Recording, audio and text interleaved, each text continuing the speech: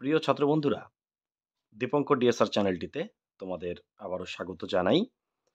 তোমাদের জন্য আজকে যে ভিডিওটি নিয়ে হাজির হয়েছি সেটা এবছর যারা মাধ্যমিক দিয়েছো এবং যারা ভূগোল নিয়ে পড়তে চাইছো তাদের জন্য স্পেশাল হতে চলেছে।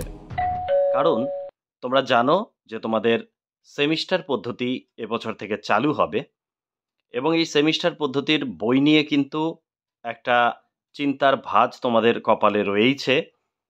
কারণ বই কবে বেরোবে এটাই কিন্তু এখন তোমাদের মাথায় চিন্তা। এর সাথেই তোমাদের জন্য একটা খুশির খবর, যেটি হচ্ছে ভূগোল বিষয়ের সেমিস্টার 1 ছায়া প্রকাশনীর একটা বই আজকে হাতে পেয়েছি, যে বইটিতে তোমাদের সেমিস্টার 1-এ যে এমসিকিউ 35 নম্বরের যে পরীক্ষার কথা রয়েছে সেই সংক্রান্ত সেই সিলেবাস সম্বলিত বইটি কিন্তু বাজারে চলে এসছে। তোমরা কিন্তু বিভিন্ন যে বইয়ের দোকানগুলো আছে সেখানে কিন্তু তোমরা বইগুলো পেয়ে যাবে। আজকে এই ভিডিওতে এই বইয়ে কি রয়েছে, কিরকম হয়েছে বইটি, সেটা নিয়েই তোমাদের সাথে আলোচনা করব। তো দেখতেই পাচ্ছ সামনে সেমিস্টার 1 ছায়া প্রকাশনীর ভূগোল ক্লাস 11-এর বই রয়েছে, যেটা লিখেছেন হাজরা এবং রায়। এখানে কিন্তু প্রায় 2000 এমসিকিউ কোশ্চেনের অ্যান্সার রয়েছে এবং সাথে মক টেস্ট পেপার এবং ওএমআর শিটেরও ধারণা কিন্তু এখানে দেওয়া রয়েছে। তো চলো দেখে নিই যে বইটার মধ্যে কি রয়েছে। তাহলে আমরা দেখে নিলাম যে বইটা লিখেছেন হচ্ছে অনিরুদ্ধ হাজরা এবং উৎপল রায়, এবং এর সাথে কিন্তু ব্যবহারিক ভূগোলেরও কিছু অংশ তোমাদের এই বইটাতে দেওয়া রয়েছে। তোমরা জানো যে তোমাদের জিওগ্রাফির প্র্যাকটিক্যাল থাকে, সেই প্র্যাকটিক্যালে কিন্তু 30 নম্বর এবং প্রথম সেমিস্টারে কিন্তু তোমাদের 35 নম্বরের এমসিকিউ, সেই সংক্রান্ত সিলেবাস নিয়েই এই বইটি বাজারে চলে এসছে। খুব সুন্দরভাবে বইটি তৈরি করা হয়েছে।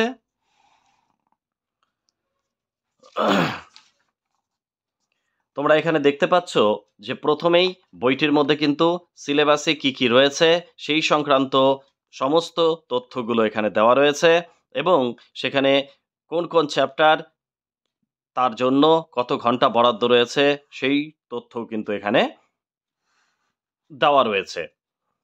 তাহলে প্রথমেই যেটা আমরা চ্যাপ্টারের শুরুতে যেটা আমরা দেখব সেটা দেখো কি রয়েছে।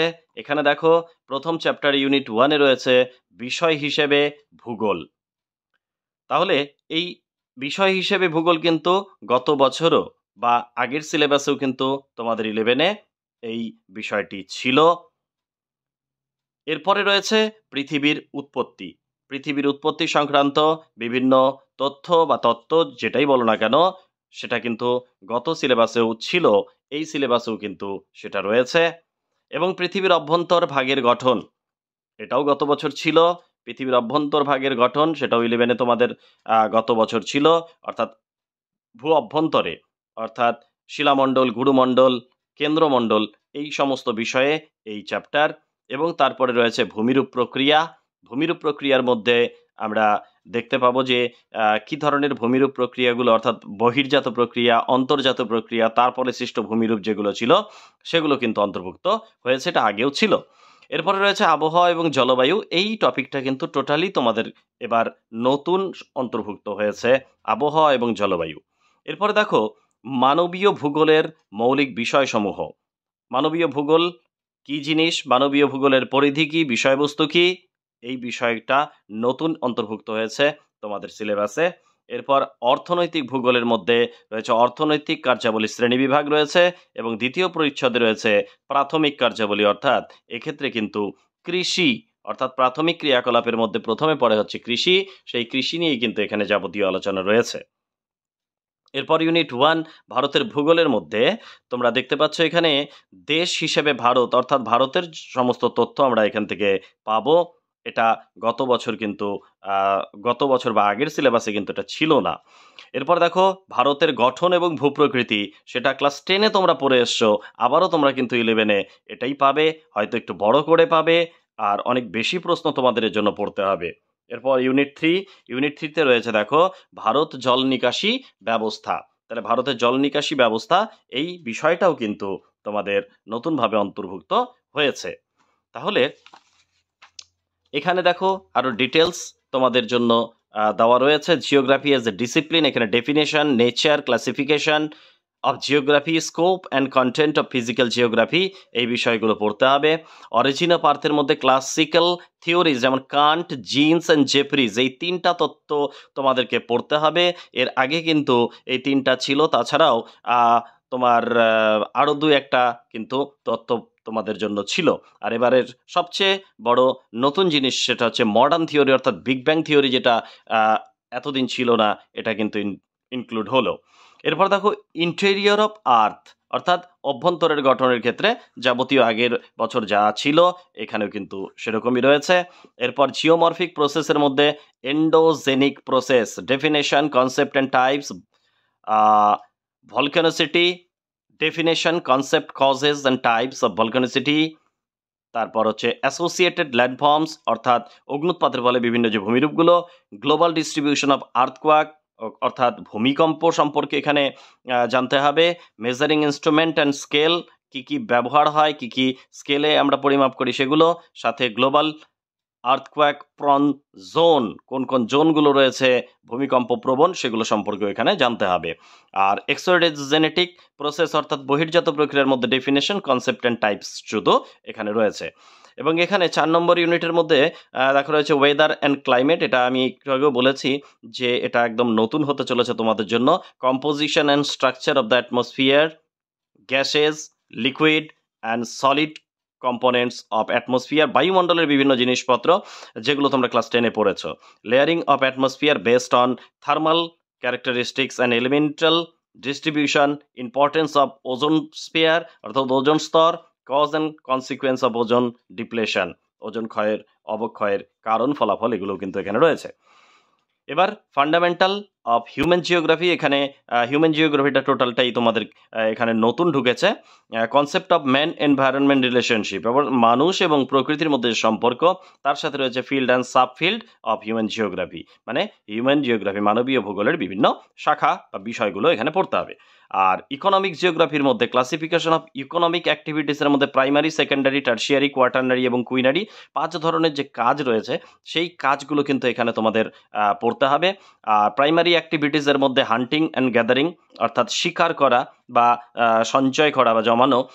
তারপরে হচ্ছে তোমার pastoralism, agriculture, subsistence, commercial mixed, market gardening and dairy farming, অর্থাৎ এখানে কিন্তু তোমার জীবিকা সত্তাভিত্তিক কৃষি, বাণিজ্যিক কৃষি, তারপর হচ্ছে বাজার বাগান কৃষি, ডেয়ারি ফার্মিং, অর্থাৎ যে দুগ্ধ বা দোহ শিল্পর যে উপাদান বা দুগ্ধ, সেটা এখানে পড়তে হবে। Production wise distribution of important cash crop, অর্থাৎ অর্থকরী ফসল এখানে পড়তে হবে। Two globally leading countries except India, ভারতের বাইরের 2টো করে দেশের সম্পর্কে তোমাদের জানতে হবে, যেখানে রয়েছে কফি, সুগারকেন মানে হচ্ছে আখ, এবং কটন মানে হচ্ছে তোমার তুলো, তার সাথে রয়েছে mining type and environmental problem. এবার মাইনিং মানে খনিজ সম্পদ, সেখানে বিভিন্ন প্রকার এবং তার যে সমস্যাগুলো রয়েছে সেগুলো কিন্তু এখানে পড়তে হবে। এরপরে দেখো ইউনিট কন্টেন্টে unit 1 industry, India as a country, অর্থাৎ ভারতবর্ষে জিওগ্রাফি অফ ইন্ডিয়ার মধ্যে রয়েছে যে জিওগ্রাফিক্যাল লোকেশন, ভারতের অবস্থান, size, administrative set up, neighbouring প্রতিবেশী দেশসমূহ, এই সমস্ত কিছু। এবং এখানে রয়েছে তারপরে ইউনিটে রয়েছে ইন্ডিয়া স্ট্রাকচার অ্যান্ড ফিজিওগ্রাফি, অর্থাৎ physiographic division of India with special reference to tectonic provinces, অর্থাৎ peninsula, extra peninsula, Indo Gangetic, coastal, plains and island, অর্থাৎ ভারতের ভূপ্রকৃতির সমস্ত বিষয়গুলো এখানে জানতে হবে, যেটা তোমরা ক্লাস 10-এ পড়েছো। আর ইন্ডিয়া ড্রেনেজ সিস্টেম, ভারতের জল সম্পদ যেটাকে বলা হচ্ছে drainage system of India with reference of flow directions and perenniality the Himalayan drainage system, অর্থাৎ হিমালয় পর্বত থেকে যে সমস্ত নদীগুলো বেরিয়েছে তাদের সম্পর্কে জানতে হবে। দ্য পেনিনসুলার ড্রেনেজ সিস্টেম, অর্থাৎ মালভূমি অঞ্চল থেকে যে সমস্ত নদীগুলো বেরিয়েছে সেই সম্পর্কে তোমাদের এখানে পড়তে হবে। Uses of sharing of river water, এবং এখানে নদীর যে জল তার যে কাজ সেটা কিন্তু এখানে পাবো আমরা। তাহলে এখানে দেখো তোমাদের ফান্ডামেন্টাল অফ ফিজিক্যাল জিওগ্রাফি থেকে 15 নম্বরের প্রশ্ন থাকবে। ফান্ডামেন্টাল অফ হিউম্যান জিওগ্রাফি থাকবে 12 নম্বর, এবং জিওগ্রাফি অফ ইন্ডিয়া থেকে থাকবে 8 নম্বর। তাহলে 15, 12, 15, 16, 17, 27, 27, 8, 35, এই হচ্ছে 35 নম্বর তোমাদের এমসিকিউ এর কোশ্চেন কিন্তু থাকবে। এবার চলো ভেতরটা একটু দেখে নিই। ভেতরে কি রয়েছে? ভেতরে কিন্তু কিছুটা আলোচনা করা রয়েছে এখানে। আলোচনার পরবর্তীতে তোমাদের শর্ট কোশ্চেন কিন্তু প্রচুর শর্ট কোশ্চেন কিন্তু এখানে দেওয়া রয়েছে। কারণ এবার তোমাদের এমসিকিউ যেহেতু পরীক্ষায় থাকবে, তাই তোমাদের জন্য এখানে হিউজ পরিমাণ কিন্তু শর্ট কোশ্চেন তোমাদের পড়তে হবে, এবং বিষয়গুলোকে খুঁটিয়ে যেমন পড়তে হবে তার সাথে সাথে কিন্তু শর্ট কোশ্চেনগুলো ভালো করে পড়ে নিতে হবে। প্রত্যেকটা চ্যাপ্টার কিন্তু প্রচুর পরিমাণে শর্ট কোশ্চেন দেওয়া আছে। আলোচনা হয়তো সংক্ষিপ্ত করা রয়েছে, কিন্তু বিষয়ের শর্ট কোশ্চেনগুলো কিন্তু ম্যাক্সিমাম তোমাদের দেওয়া রয়েছে। প্রত্যেকটা চ্যাপ্টার থেকে দেখো 150, 200 করে, প্রায় 100, 150, 200 এরকমভাবে শর্ট কোশ্চেন কিন্তু দেওয়া রয়েছে। ঠিক আছে? তাহলে তোমরা যারা এই মুহূর্তে হয়তো ভাবছো কি নিয়ে পড়বে, যাদের মনে ইচ্ছা রয়েছে যে ভূগোল নিয়ে পড়বে, তারা কিন্তু অবশ্যই বইটা কালেক্ট করে ফেলো এবং একটু চোখ বোলাতে থাকো। তারপর যখন স্কুলে ভর্তি হবে, রেজাল্ট হবে, তারপর ক্লাস শুরু হবে, এবং সেই সময় কিন্তু তোমাদের সময় খুব কম থাকবে। তাই এখন থেকে যারা মনস্থ করেছো ভূগোল নিয়ে পড়বে, তোমরা কিন্তু অবশ্যই বইগুলো কালেক্ট করো এবং পড়াশোনা কিন্তু একটু করে শুরু করে দাও। কারণ এখানে তোমাদের আগের পড়া অনেক কিছুই রয়েছে এবং নতুন কিছু তোমরা পাচ্ছ। সেই নতুন পড়াগুলো কিন্তু তোমাদের একটু সময় বেশি দিতে হবে, পুরনো পড়া তো সময় কমই লাগবে। যাই হোক, এই হচ্ছে আমার এই বই সম্পর্কে রিভিউ, এবং তোমাদের সম্পর্কে বলবো তোমরা একটু কালেক্ট করে পড়াশোনা কিন্তু শুরু করে দাও। দেখবে তাহলে পরবর্তীতে কিন্তু আর খুব একটা সমস্যা তোমাদের হবে না। ঠিক আছে? কারণ শর্ট কোশ্চেন যত বেশি পড়বে, যত বেশি খুঁটিয়ে পড়বে, তোমাদের কিন্তু নাম্বার ক্যারি করা কিন্তু খুব সহজ হবে। পড়তে তো হবেই, না পড়লে তো আর তোমরা ভালো নম্বর ক্যারি করতে পারবে না, এটাই স্বাভাবিক। তাই পড়াশোনাটা কিন্তু শুরু করে দাও। ঠিক আছে? তাহলে মোটামুটি বইয়ের শেষ পর্যায়ে চলেই এসছি। তো মোটামুটি এখানে প্র্যাকটিস এবং পারফেকশনস, এখানে প্র্যাকটিস সেটও কিন্তু এখানে 1টা 2টো মোটামুটি 4টা 5টা প্র্যাকটিস সেট কিন্তু এখানে দেওয়া রয়েছে। তোমরা এগুলো আস্তে আস্তে কমপ্লিট করে ফেলো। রেজাল্ট হোক তোমাদের, খুব ভালো রেজাল্ট হোক, এবং মনে যদি ইচ্ছা থাকে ভূগোল নিয়ে পড়বে, অবশ্যই তোমরা কিন্তু পড়াশোনা শুরু করে দাও। ঠিক আছে? ভালো থেকো সবাই। ভিডিওটি ভালো লাগলে অবশ্যই চ্যানেলটির সঙ্গে থেকো। ধন্যবাদ।